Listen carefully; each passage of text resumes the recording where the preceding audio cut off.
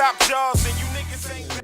When the man kept telling you to go solo, I had a question about that. When did you decide to like say, okay, this is it, I need to spare my wings? Because the drop date from the Soulja Boy CD, Cali Soulja CD and the LG1 CD is like months. Yeah, the same months apart. So I mean, that's the same year. So when did you decide like, no, this is like this is a whole different way. I need to go solo. When I decided to go solo, I was actually, for me to get that mindset, I had to face defeat. You know, I really had to just stare defeat in the face, you know, because I was defeated as an artist and as a person, because this industry is very demanding.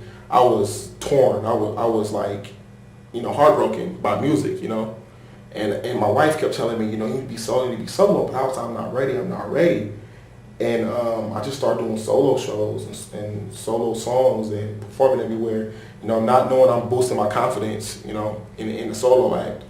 And as far as Cali Soulja's album, like the reason why it came out parallel to LG1 is because we had got dropped from Universal, you know, and the album got shelved. But the manager decided to still go on with it, so he got the CDs pressed up and everything. It took him a couple of years to do it, so how convenient, and coming out the same year as my mixtape came out. And the buzz already acquired, you know, fed that a little bit, as well as other artists on the Cali Soulja's album, like Dirty Cow. He has an album on iTunes, but then it's like, okay, you have this other album, why you're not getting to royalties from that? It was just a whole mess, a big mess. Like, we didn't see anything from that album. It's on iTunes. Album is fucking everywhere. We didn't see nothing from it. And that's crazy, because my next question was, what happened to the management? Like, what went wrong? So make everybody just say, no, Management, different agenda. Complete different agenda from Cali Soulja's. Cali Soulja started off as a dream and as a family, and then it turned out to where our manager and producer got into it together. You know, Jay Beasley, our producer, got into it with our manager, and we ended up dropping the producer. Now we strictly with management, no home studio, so we're recording at L7s in the city. And you know, it's just, he got a different agenda, man. Like, he was on some other stuff. He was doing side stuff that we didn't know about or approve, you know, to where people start falling out of their loop, and it became real gritty, rather than how we used to be. Like, we family, we all contacted each other. It went months without anybody saying anything. Next thing you know, Dutch, you got a show, be at Mission Rock on whatever day. And it's like, nigga, we still even on contract, nigga? Like, you know, like, I ain't heard from you in like 4 or 5 months, you know? And it's like, we didn't see no money from it, but, you know, it was crazy, man. Do you think that CD is gonna help your credibility as an artist, especially for LG1 and LG2? Like, do you think that's gonna help you out anyway, or do you think it's gonna bring you down? Personally, I think that's a setback. I think if motherfuckers see me on that, they like, man, what the fuck is this? You know, when was you doing hyphy music? When was you know? But I guess as an artist and as building a resume in call it an ego or personality or whatever, it'll just fit in as prior work. You know what I mean? And I mean, it shouldn't hurt what I've already accomplished on my image now, but it's just like, it's an embarrassing project, I feel. People go back and be like, they hear LG1, tracks like Wave and Goodbye, then they hear Go Dumb, like, what the fuck is this? This is on iTunes, dude? Like, you know, it shouldn't tarnish me that much, but it is an eye-opener. I'm like, oh, wow. You know? That's crazy, because I was about to ask you the same question, because when you look at the Wave video and listen to your lyrics just on Wave, and then listen to your lyrics on Go Dumb, you're like, that's the same person? Yeah, exactly. And Go Dumb, I was actually being forced to write hyphy, you know. I'm from Oakland, California, home of the hyphy movement, or hyphy whatever. I never was into that whole shit, you know. I wasn't the one going dumb jumping on cars and shit. My cousins was doing the shit, but I wasn't doing the shit. So for me to portray that, you could tell, looking at me in the fucking video, like, this nigga don't go dumb. You know, you can tell everybody else in the video, like, okay, he got dreads, he with the shit, but this nigga look like a square. You know, and that's basically what I was. I wasn't no fucking, you know, hyphy ass person. You know, so I just like for people to see the transaction of from Go Dumb to Wave. It's like, this is a whole new character. You know what I mean? Like a whole new person. And it is, because my progress is just growth. You know, the process of progress, and that's what it basically is.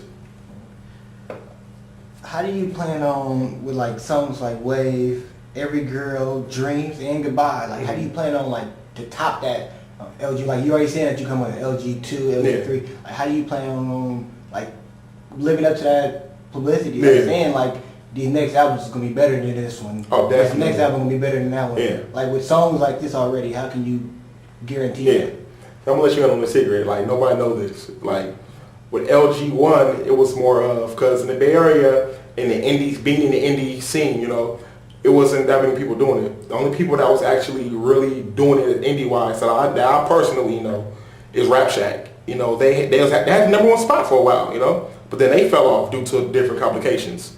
And Street Legal was next up. We had our thing going on, everything was jumping off. They fell off. So I feel like just sit in the drought, nothing's going on. You know, I'm gonna just put together a track called Ladies and Gentlemen. You know, me and my management discussed it, brainstormed it for about a year before it came out, you know, so this is in the making.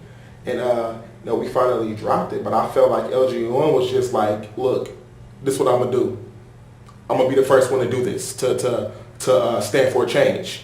You know, I'm not gonna do your typical Bay Area music. I'm gonna do universal music, you know, that can be looked at the same way from eyes in Germany, you know, fucking Spain, Russia, and all that shit, you know. So that's what it is, man. It was just a whole, look, I'm here, this is what I'm doing. But to top that, what my ingredients was, I followed Jay-Z's blueprint, the whole saga of the blueprint. I really studied each and every album. Each album, like, had something that the first album lacked. You know what I mean? Like for LG1, for instance, had a lot of mixtape songs in there, a lot of Jay-Z songs on there. People like, yeah, your mixtape was good, but I was looking for that but. You know what I mean? Because that but is going to be on LG2. You know what I'm saying? Yeah. And then once the LG2 dropped, yeah, man, your mixtape was raw, but that's when the LG3 is here. I'm always giving you that questionable, like you want to always have to question me. That was good, but, you know, and for the album, that's going to clear all the buts. The album's going to, my goal for the album is to be Grammy nominated or win a Grammy. That's my goal. You know, so when that album get here, it's going to clear all questions. I'm next up, period, point blank. I don't compete with anyone out here. You know what I'm saying? Before we started off, I said all cleared it up. So it's basically what you're doing is you're knocking everybody on base, loading up the bases, and you exactly. Barry Bonds it, you know. I feel it. I feel it. So what can people expect from the LG2? LG2, you can expect a little bit more features. LG1, I have no features. I have one feature. You know, besides my Camp, Breakstone, and Cheddar, LP, and XL. Besides them, I had this cat named In Debt from Rap Shack, raw dude, very talented. Had him, but with this mixtape, you can expect more features, and I'm getting a little bit more personal with my personal life because I went through a couple of losses this year. I lost my first child, miscarriage. You know, I got married this year. You know, a lot. This has been my craziest year as far as life experiences, and you can expect a lot of that. It's going to be good entertainment and good music. You know, coming from the heart, from the soul. This other day, I'm going to quote your words.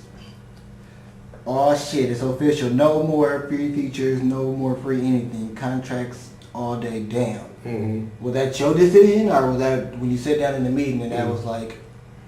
It was because I'm managed by O.M.H Entertainment, you know, and then we're in the contract. And then I'm on and I own Breakstone Productions, a co-owner in that. And that's an official label, you know. And they put contracts out to where I can't do any music with anyone, you know, after LG2 drops, because that's going to be when the contracts are to be signed and officialized. I can't do any music with anyone without them signing a contract, having a mutual agreement, or without me getting any royalties or paid. You know, that's just how the industry is. This is a music business, you know. This isn't just, you know, I'm going to do this shit because it's a hobby, you know. Same with O.M.H, like.